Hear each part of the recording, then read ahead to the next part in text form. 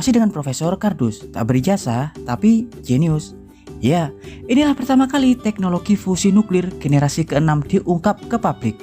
Teknologi penciptaan plasma helium dalam fusi generasi terbaru ini diungkap ke publik setelah melakukan penelitian mendalam selama beberapa dekade. Penggagasnya adalah Helion Energy Incorporation, sebuah perusahaan riset fusi swasta Amerika Serikat yang berlokasi di Everett, Washington DC. Helion Energy Incorporation berhasil menciptakan perangkat teknologi fusi super canggih terbaru, di mana nantinya perangkat ini akan menciptakan plasma helium menggunakan reaksi fusi aneutronik yang jauh lebih menjanjikan dan sangat berpeluang untuk menghasilkan listrik daripada menggunakan metode fusi generasi sebelumnya seperti reaksi fusi tokamak yang hingga kini masih sulit untuk dikendalikan, terutama menstabilkan dalam reaksi fusi mandiri. Tapi sebelum Profesor Kardus mengulas kedahsyatan teknologi fusi generasi ke-6 ini, jangan lupa like dan subscribe di channel Profesor Kardus.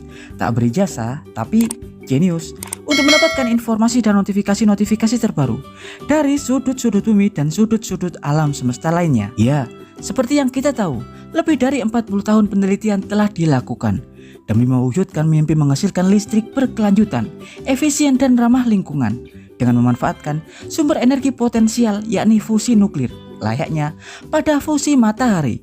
Penelitian panjang proyek Artificial Sun atau matahari buatan untuk menghasilkan plasma helium stabil layaknya plasma di matahari. Faktanya terkesan jalan di tempat, meski puluhan miliar dolar telah digelontorkan yang melibatkan ribuan ilmuwan dan ratusan departemen penelitian besar di seluruh dunia.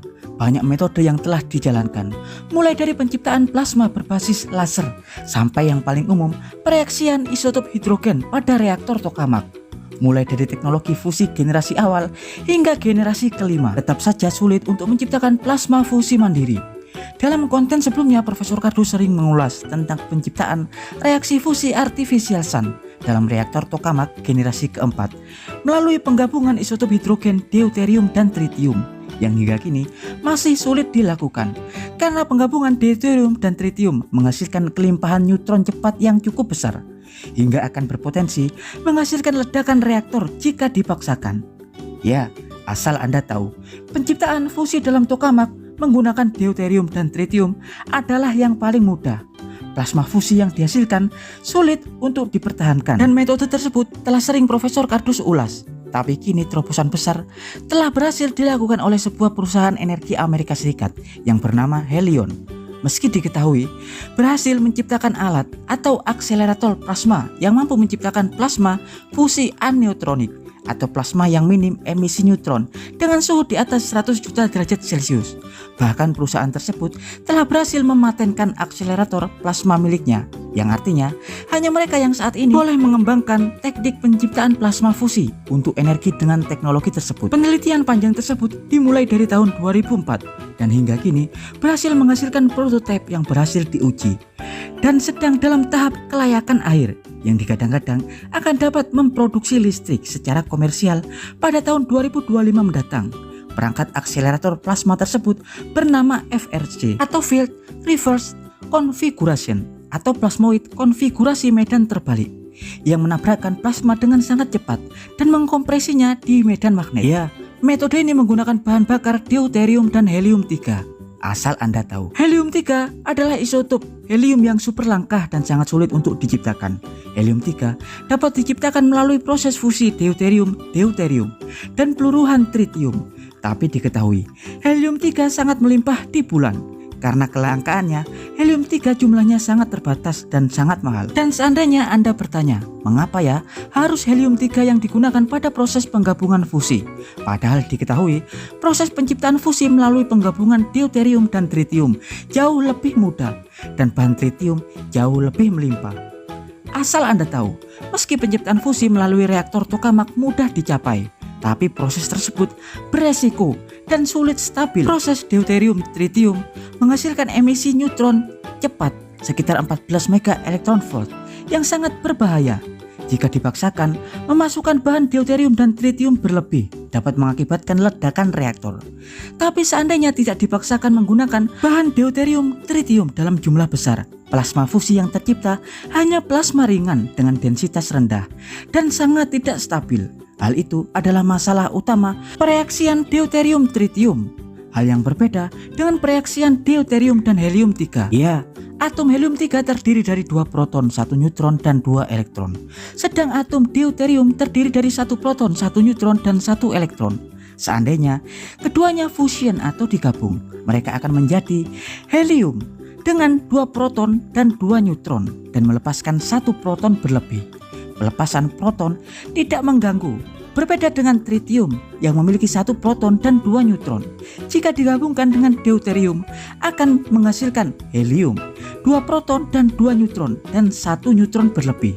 Neutron berlebih inilah yang sangat mengganggu dalam proses penciptaan matahari buatan. Ya, proses pereaksian fusi dalam FRC dimulai dari penyuntikan bahan bakar deuterium dan helium-3 dalam bentuk gas yang kemudian diionisasi dengan listrik atau dipanaskan. Kapasitor mesin akan diisi dengan listrik dan mengirim listrik ke magnet hingga menghasilkan plasma. Kemudian sistem magnet membalikkan medan magnet plasma hingga membentuk toroidal atau lingkaran seperti donat. Jenis pengurungan plasma ini disebut sebagai konfigurasi medan terbalik atau FRC atau field reverse configuration. Dalam lingkaran medan magnet akan membatasi plasma di bagian ujung atau di kedua ujung FRC hingga kemudian medan magnet berdenyut yang ditenagai oleh pulsa atau arus listrik singkat dan menembakkan atau mengakselerasikan plasma hingga kecepatan 1 juta meter per detik di jarak 12 meter.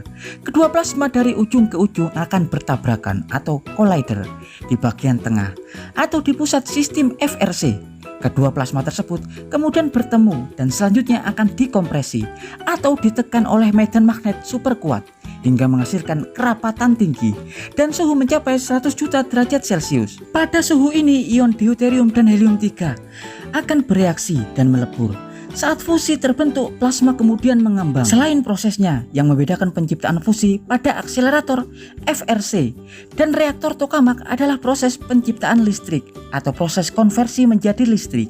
Jika pada reaktor tokamak, panas akan digunakan untuk memanaskan air hingga menghasilkan uap, dan uap-uaplah yang akan memutar turbin generator dan menghasilkan listrik. Pada reaksi fusi deuterium dan helium-3 pada FRC, listrik akan dikonversi saat itu juga. Saat plasma mengembang, plasma akan terdorong ke medan magnet. Pada fase inilah hukum Faraday bekerja, yakni perubahan medan akan menginduksi arus. Ya, saat plasma terkompresi mengembang, hal itu akan menghasilkan perubahan flux magnet plasma. Perubahan flux akan berinteraksi dengan magnet dan akan menciptakan aliran listrik dari kumparan. Listrik bisa langsung dihasilkan saat itu juga dan akan langsung didistribusikan ke konsumen. Dan masalah yang paling mendasar pada proyek ini hanya kelangkaan bahan helium-3 yang jumlahnya masih terbatas dan cukup mahal.